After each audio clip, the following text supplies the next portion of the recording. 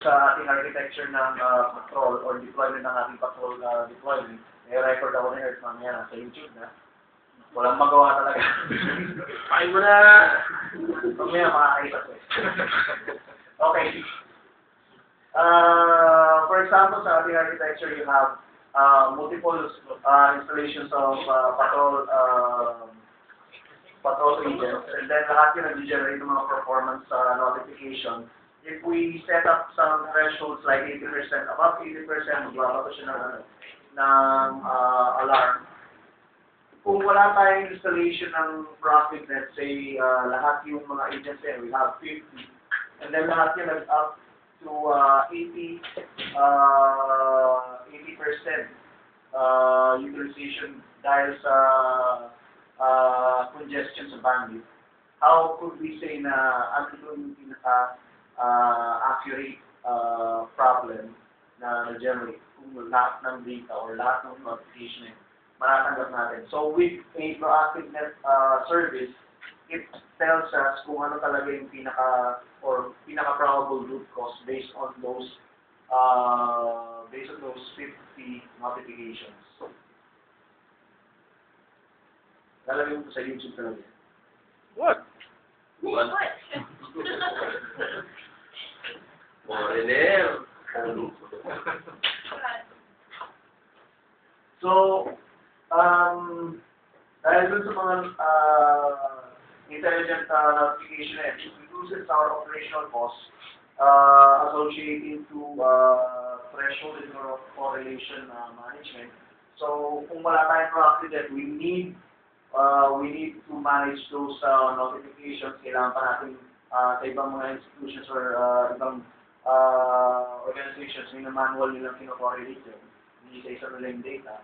But with a proactive net applications, it's done automatically. It delivers value in days. So with the data,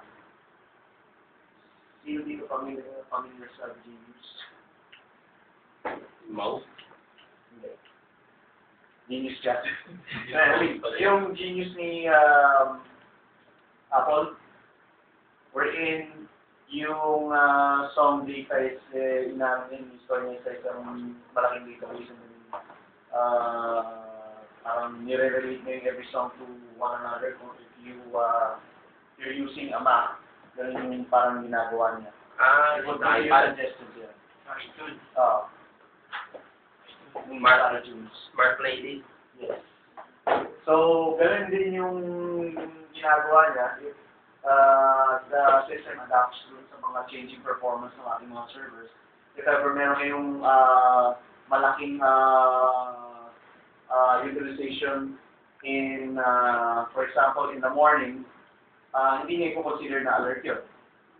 Over time, nasanay yung system na gano'n din nangyayari sa network natin or sa servers natin. And it would respond automatically. May question ako. Yes, sir.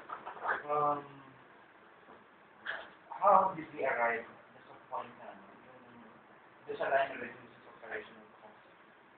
What sort of basis do we have that proactiveness analytics has a component that will surely say, okay, at the end of the day, we will reduce the operational costs? Well, to answer your question for the reduced operational costs, most of the monitoring systems kasi walang proactive functionality. Ang ginagawa ng administrator is they define each threshold. Minimum, maximum, dinedetermine nila kung ano yung tamang baseline.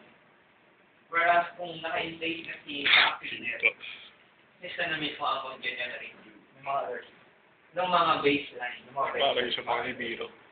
Kasi for example, yung sinasabi natin typical na 80% CPU utilization, above that, consider as warning. Tapos kung 90 ka, consider as, like for example, alert ka. Red alert na.